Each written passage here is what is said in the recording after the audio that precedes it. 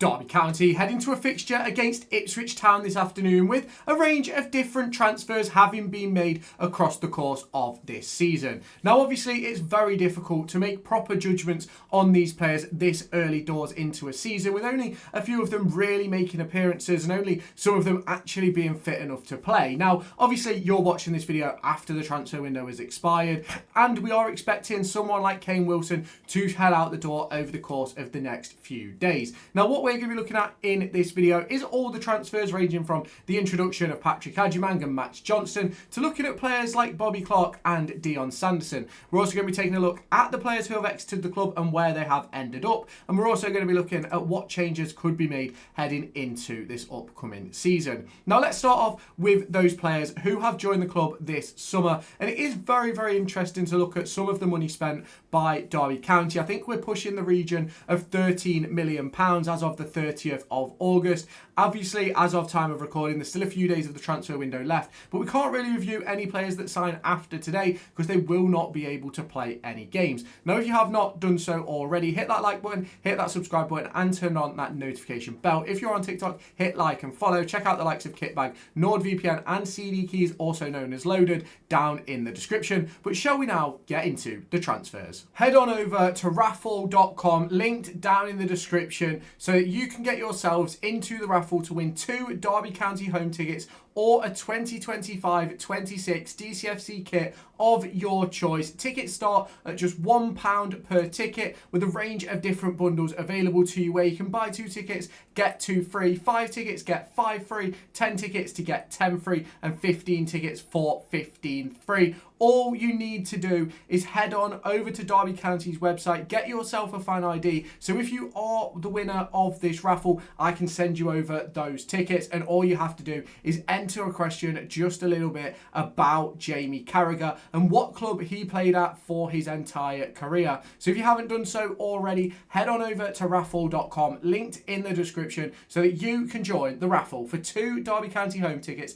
or a 2025-26 DCFC kit of your choice. Now let's start off with those transfers of players that have actually played football for Derby County this season, because ultimately there isn't many of them. So to name the couple that have, you've got David Ozo, Dion Sanderson, Carlton Morris and Danny Bart, who have all been sort of mainstays in the team since arriving this summer. Now we have seen the introduction of Andreas Weimann a couple of times over recent weeks. Rhian Brewster and Bobby Clark have also made their return to full fitness, and they have finally got themselves within the building pretty much. And we're still awaiting on debuts for Patrick Agyemang, for Owen Beck, and also for the likes of Lewis Travis and Max Johnston as of time of recording. Now obviously heading into the Ipswich game, which is happening this afternoon, they will most likely be making their debuts, with Patrick Agyemang still awaiting a return to full fitness along with Owen Beck. Now, in terms of rating these transfers and reviewing what has happened, I think all of us have to say that Carlton Morris has been the best summer signing so far. He has been absolutely phenomenal, clinical in nature, and that is exactly what we needed after what we had last season with that of Jerry Yates and Marcus Harness and James Collins up front leading the line. Like, having a striker like Carlton Morris has been absolutely phenomenal. Now, the reports suggest that Carlton Morris has signed for Derby County for around £500,000 due to a relegation release clause. However, I'm not entirely sure how true that is. Now, let's talk about David Ozo. We knew exactly what to expect when he was joining the club this summer. And for me, the big question about him is going to be, can he stay fit for the full season? Now, I'm expecting with the new arrival of Lewis Travis, I think that we're going to rotate that midfield quartet, essentially, because I do think it's going to be a box midfield, of which David Ozo can step in, Lewis Travis now. You look at players like Liam Thompson, Kenzo Halbmine, Ibu Adams as well. I think it's going to be a proper sort of rotation in those sort of pivot roles, and realistically, I think that's going to benefit David Ozo in the long run as he sort of rebuilds his fitness and rebuilds his confidence and composure in that central midfield area. Now, another player who we have seen a fair few times so far is Dion Sanderson, who obviously on debut made a few errors, a few mistakes up against Stoke City, which ultimately cost us a point at minimum. He also then had the situation at Coventry where he gave away a penalty, but ultimately, looking at Coventry City's results since, I don't think it was actually that bad a result. And to be fair, in recent games against Bristol City and Burnley, I think Dion Sanderson has been one of our better players. Now, there's obviously Danny Bart as well, who has also stepped into that sort of defensive area, and he's sort of been okay. He's been steady. I think Danny Bart is going to get the similar treatment to that of what Richard Keogh had as a former player and things like that. Because for me, Danny Bart has often been covering for Dion Sanderson in those early games when Sanderson was making a few errors. And ultimately that then falls on Danny Bart's shoulders, and it's just one of those difficult situations. Now, I think Danny Bart has been quite steady. I think he's going to be a brilliant option for the season, but ultimately we won't really know until the likes of Langas and Curtis Nelson are back fit how the defensive line is going to shape up. Now, Bobby Clark and Rhian Brewster both have made appearances recently, and I am expecting them to start versus Ipswich Town this afternoon as of time of recording. And I think both Bobby Clark and Rhian Brewster have shown some amazing glimpses and some amazing quality over the course of the last couple of games that they've played in, and it's very, very interesting to see how John Eustace is going to shape this up.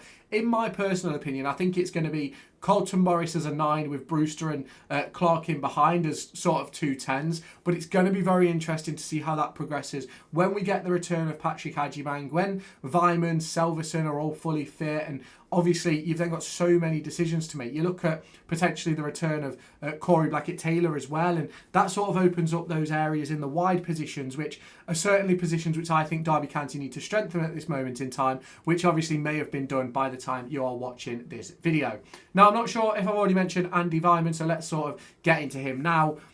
Steady. He's done what Andy Vyman does. Can compete at this level, we know that, but hasn't really shown any sort of like major glimpses at the moment. But I think they'll come over the period of the season, but we'll have to wait and see how that progresses. Now, obviously, there's a couple of players who, as of today, have not played. You've got Richard O'Donnell, Owen Beck, Max Johnston, Patrick Agyemang, and I think I've already mentioned Lewis Travis.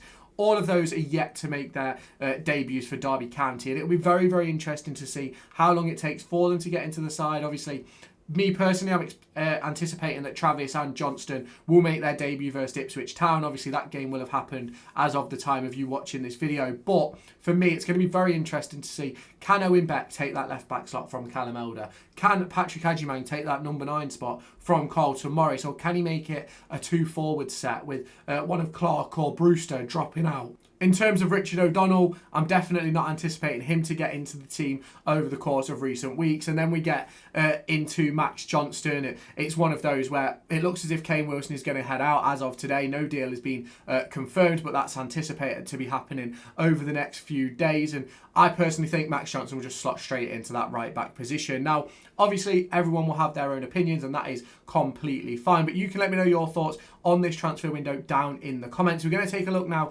into the outgoings, which have been very, very interesting, because obviously we've not picked up any fees this summer, but we have saved a ton in wages. Tyrese Forner has moved on to Northampton Town in League 1. Mendes Lang went to League 2 to play for MK Dons. Barkhazen has joined Barrow in League 2. Sonny Bradley has gone to Lincoln. Connor Washington has joined Matlock Town. Dejan Brown, as we know, has joined Port Vale on a loan for this upcoming season.